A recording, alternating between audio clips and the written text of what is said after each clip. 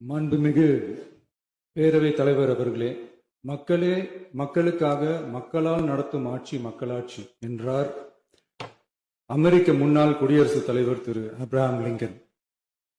இன்றைக்கு அமைந்துள்ள மக்களாட்சி மலர்வதற்கு மக்களிடம் உள்ள பெரும் எதிர்பார்ப்பு, அவர்களுடைய எதிர்பார்ப்புகளை இப்பேரவையின் கவனத்திற்கு கொண்டு வந்து அதனை செயல்படுத்துவதற்கான திட்டங்களை, சட்டங்களை அமல்படுத்த வேண்டிய பொறுப்பு இப்பேரவைக்கு உள்ளது.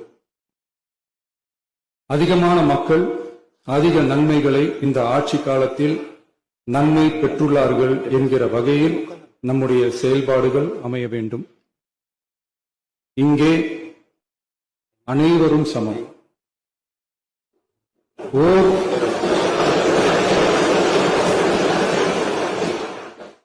ஓர் உறுப்பினரை கொண்ட கட்சிகள் இங்கே இடம் பெற்றிருந்தாலும் அவர்களுடைய கருத்துகளுக்கும் அதிக எண்ணிக்கை பெற்ற தமிழக வெற்றிக் கழக உறுப்பினர்கள் தெரிவிக்கும் கருத்துகளுக்கும் சமமாகவே மதிப்பளிக்கப்பட்டு நல்லவை ஏற்கப்பட்டு அல்லவை நிராகரிக்கப்பட்டு ஜனநாயகத்தின் இதயமாகவும் மூளையாகவும் இப்பேரவை செயல்பட வேண்டும்.